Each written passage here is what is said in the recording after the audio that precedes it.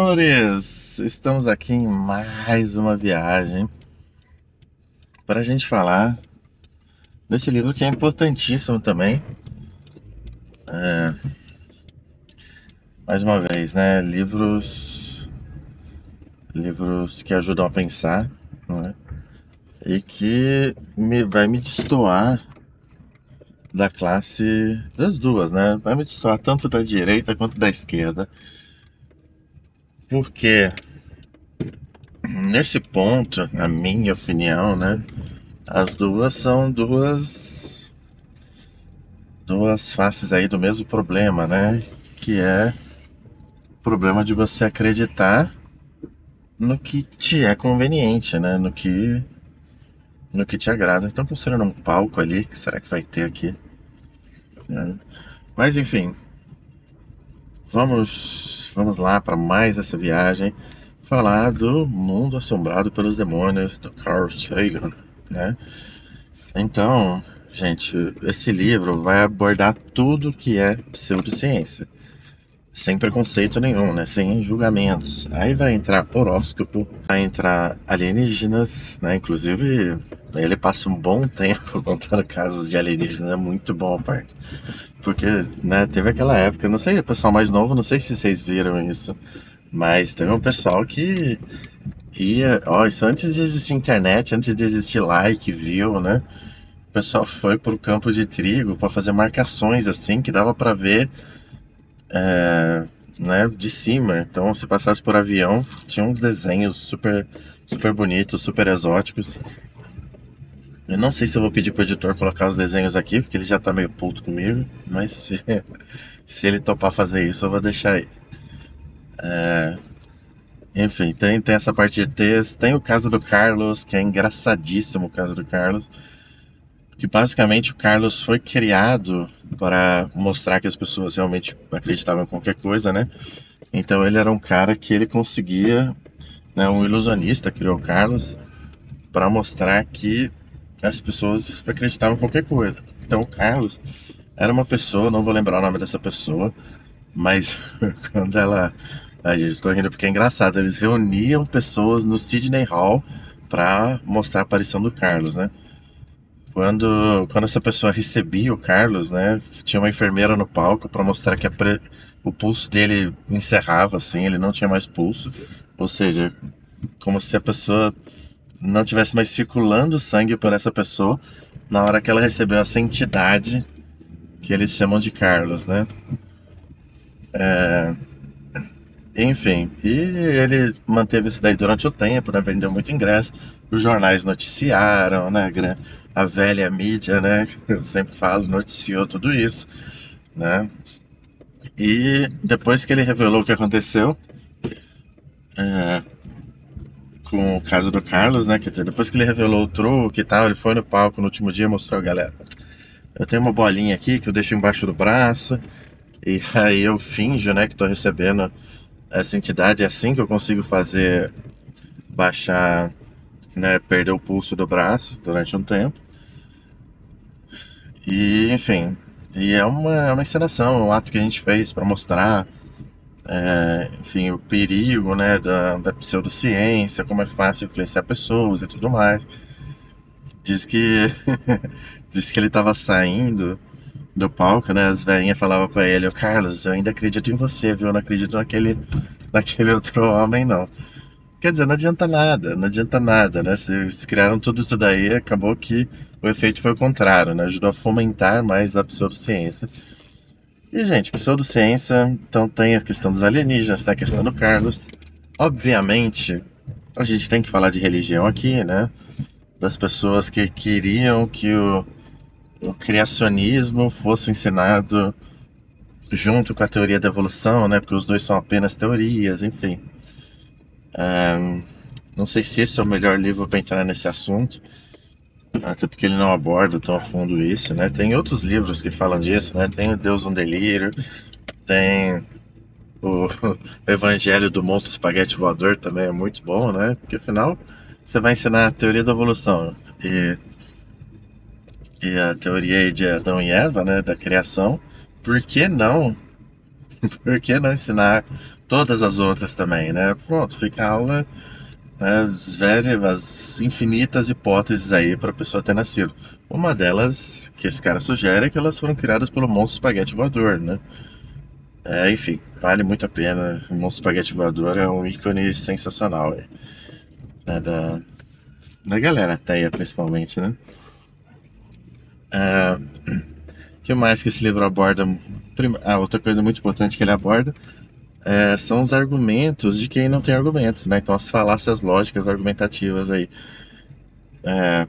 Tem algumas, né? Tem uma que tem o nome todo em latim, eu não vou lembrar o nome, mas basicamente, se aconteceu depois de alguma coisa, aconteceu por causa dessa coisa. Isso é uma falácia absurda, né? É a mesma coisa que eu falar que, depois que as mulheres começaram a votar, a temperatura da Terra só aumentou, né? Porra, não tem nada. Poxa vida, né? Vou falar palavrão. Não tem nada a ver uma coisa com a outra, mas eu posso fazer esse paralelo, né? É uma verdade.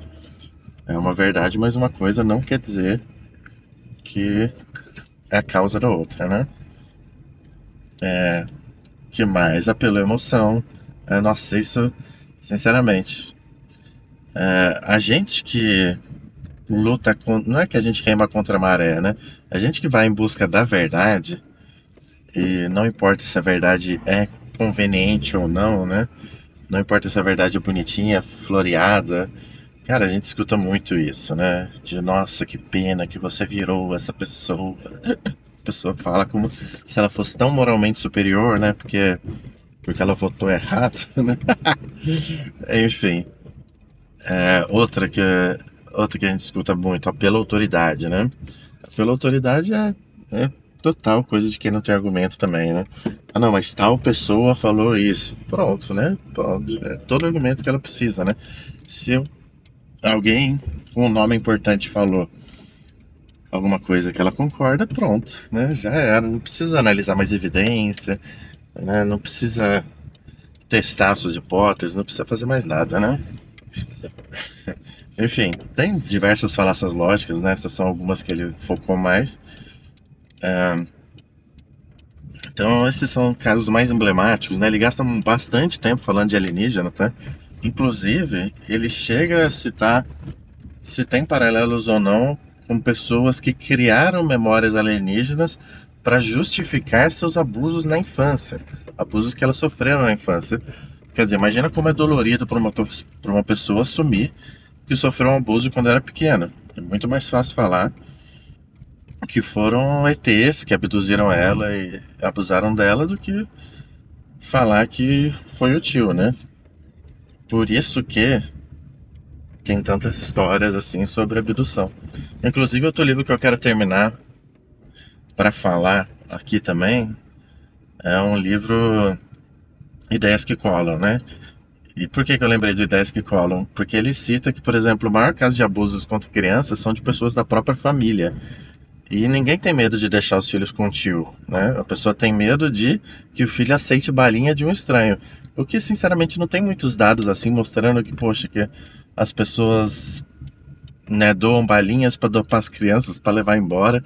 Isso é meio que uma história que colou.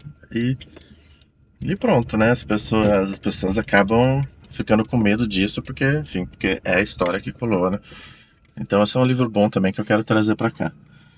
Mas enfim, já cheguei aqui. Deixa eu terminar aqui.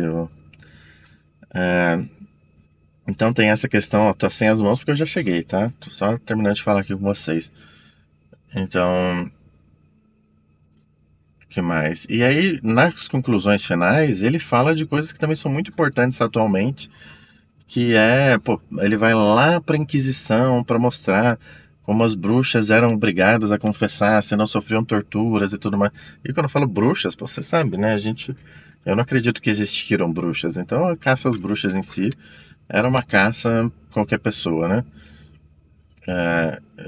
Enfim, e aí ele parte desse princípio da Inquisição para mostrar a importância de um julgamento justo, do devido processo legal, mínimo duplo grau de jurisdição, enfim,